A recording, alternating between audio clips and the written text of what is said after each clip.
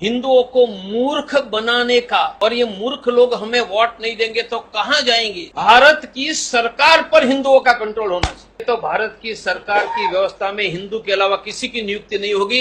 ये देश पर हमारा कब्जा हो जाएगा। हमें जिंदा रहना होगा तो यह करना ही होगा, इसके अलावा कोई रास्ता नहीं। देश में हमेशा के लिए हिंदुओं का बहुमत बनाकर रखो।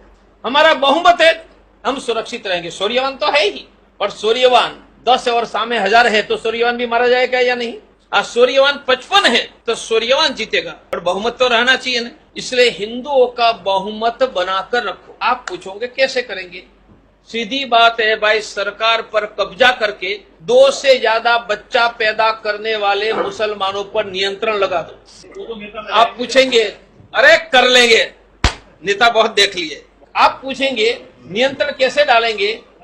2 से ज्यादा बच्चा पैदा करेंगे, उसको रेशन का अन्न नहीं मिलेगा, उनके बच्चे को सरकारी स्कूल हॉस्पिटल में मुफ्त में सेवा नहीं मिलेगी, उनको बैंकों से लोन नहीं मिलेगी, सरकारी नौकरी नहीं मिलेगी, चुनाव लड़ने नहीं दिया जाएगा, उसको मताधिकार छीन लिया जाएगा। बोलो सब कंट्रोल में आ जाएंगे या नहीं?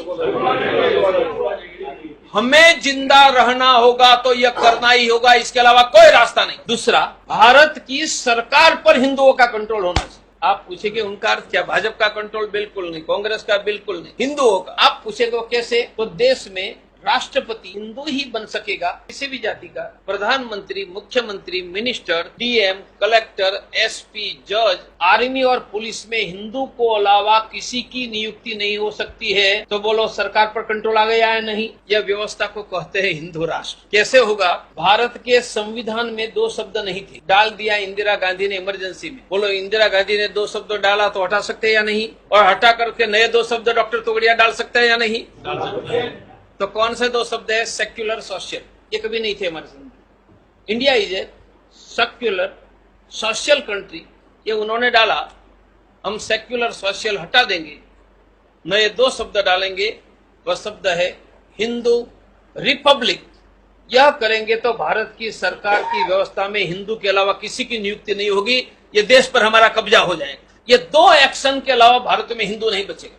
हम सूर्यवान है, लड़ेंगे, संख्या घटती जाएगी, हम नहीं बच पाएंगे। बहुत लोगों को पता नहीं कि मैं लड़ने क्यों निकला। तो मैं तो श्रद्धा से निकला था, पर तब मुझे पता नहीं था कि मेरे पुरखे भी मक्का, मदीना, इराक, ईरान से लड़ते लड़ते पंजाब होकर गुजरात आए। अब हिंदू नहीं बचेगा तो कहाँ जाएंगे? ईरान, इराक से यहाँ आए, यहाँ से कहाँ जाएंगे? और हम भी कहाँ जाएंगे? और आज भारत में हमारी संख्या है 100 करोड़। मन बना है, हमने यदि यह ताकत लगाई तो भारत में यह करना संभव है।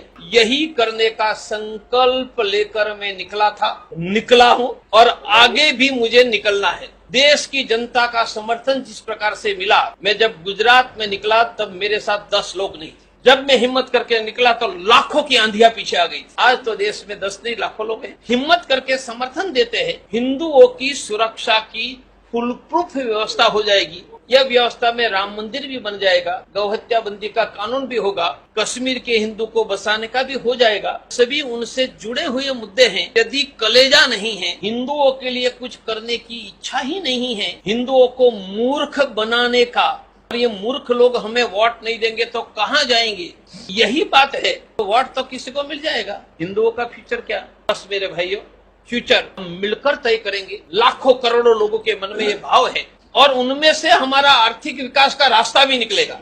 जनसंख्या का नियंत्रण करोगे तो रोजगार भी मिलेगा, जनसंख्या का नियंत्रण करोगे तो शिक्षा में भी मदद मिलेगी। वरना टैक्स हम भरते रहेंगे, वह बच्चा पैदा करते रहेंगे, न हमें रोजगार मिलेगा, न हमें शिक्षा में मदद मिलेगी। हमें शिक्षा, रोजगार और आर्थिक समृद्धि प्राप्त करनी है तो देश की जनसंख्या का नियंत्रण करवाओ। और हिंदुओं ने तो नियंत्रण कर लिया है, नहीं हो रहा है वहाँ, उनसे हिंदू भी बचेगा, हमारी आर्थिक समृद्धि बचेगी। मेरे भाइयों, वीरों के पुत्र को, क्योंकि कायर थे वहाँ चले गए, और वीरों के वंशज हम यहाँ खड़े हैं, वो मौन रखकर घर में बैठे रहेंगे तो हम मारे जाएंगे। और हिम्मत करके हमारे साथ निकलोगे तो हिंदू जाति को विजेता बनाकर 500,000 वर्षों के बाद हमारा वंशजों का नाम लेने की कोई हिम्मत न करे, ऐसा समर्थ भारत में ये देश में खड़ा कर ले। ये करने के लिए आप सबका सहयोग चाहिए। क्या हुआ, किसने क्या किया, उसमें मेरी कोई रुचि नहीं है। इतिहास में अनेक घटनाएं होती है, अप्स भी आता है, डाउन्स भी आता है, आगे पीछे होता है, हो गया। हम आगे क्या करेंगे? हम आगे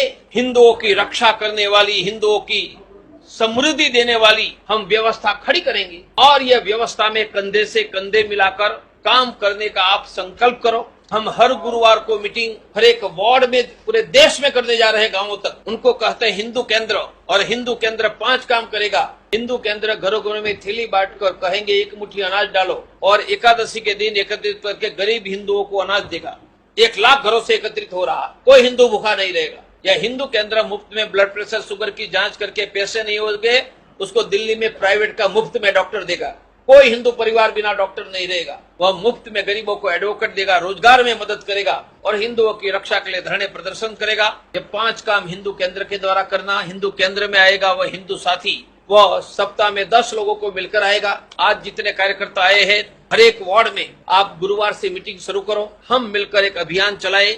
मेरा प्रयास है कि जिनको मिलेंगे उनको कहेंगे कि आप रोज हिंदू राष्ट्र की जय बोलो, और मैं हिंदू राष्ट्र के लिए वोट डालूंगा।